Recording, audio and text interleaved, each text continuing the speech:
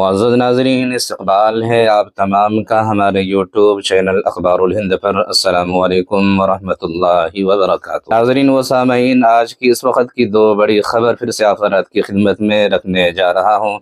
آپ تمام سے گزارش ہے، اگر آپ چینل پر نئے تو چینل کو سبسکرائب ضرور کر لیجئے اور ویڈیو کو زیادہ سے زیادہ شیئر کرنے میں ہماری مدد کیجیے۔ ناظرین و سامعین، پہلی خبر کی طرف بڑھتے ہیں کہ آپ کو بتاتا چلوں کہ سابق کرکٹر شاہد خان آفریدی کی دارالعلوم کراچی آمد ہوئی، طلبہ میں گھل مل گئے، کرکٹ میچ کے ونر ٹیم کے ساتھ تصویریں بھی بنوائی اور شیخ الاسلام مفتی تقی عثمانی صاحب دامت برکاتہم العالیہ سے تفصیلی ملاقات بھی کی، جیسا کہ آپ تصویر میں دیکھ سکتے ہیں۔ ناظرین و سامعین، اسی طرح سے دوسری بڑی خبر آپ حضرات کی خدمت میں رکھ رہے ہیں کہ ایک اچھی خبر سامنے نکل کر آ رہی ہے، اور یہ خبر سن کر آپ لوگ بھی خوش ہو جائیں گے کہ سپریم کورٹ نے ایک بڑا فیصلہ لیتے ہوئے کہا ہے۔ ناظرین و سامعین، سپریم کورٹ کا ایک نیا فرمان اور نیا فیصلہ سامنے نکل کر آیا ہے، جس میں کہا گیا ہے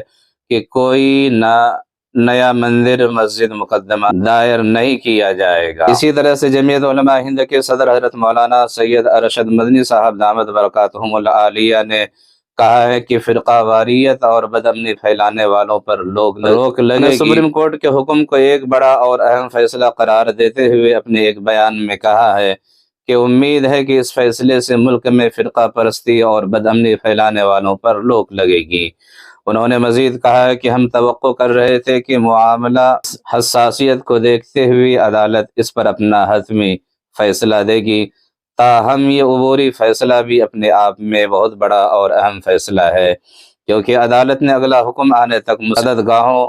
کے سروے پر نہ صرف روک لگا دی ہے بلکہ نچلی عدالتوں پر بھی نئے مقدمات درج اور سماعت کرنے پر پابندی عائد کر دی ہے۔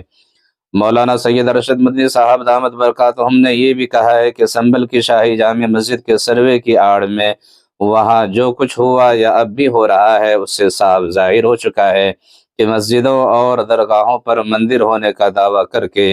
اور ان کا سروے کرانے کی آڑ میں فرقہ پرست عناصر ملک میں بدامنی پھیلا کر صدیوں پرانے امن و اتحاد اور بھائی چارے کو ختم کرنے کے در پہ ہیں۔ نے کہا ہے کہ یہی بنیادی سبب ہے کہ ایسے لوگوں کو عبادت گاہوں کے تحفظ سے متعلق 1951 کا قانون کانٹے کی طرح رہا ہے اور اسے کسی نہ کسی طرح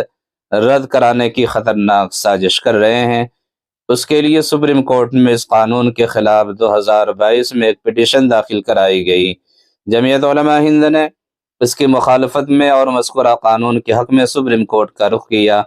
حضرت مولانا سید ارشد مدنی صاحب دامت برکاتہم العالیہ نے آگے کہا ہے کہ ہم نے بابری مسجد پر آنے والے فیصلے کو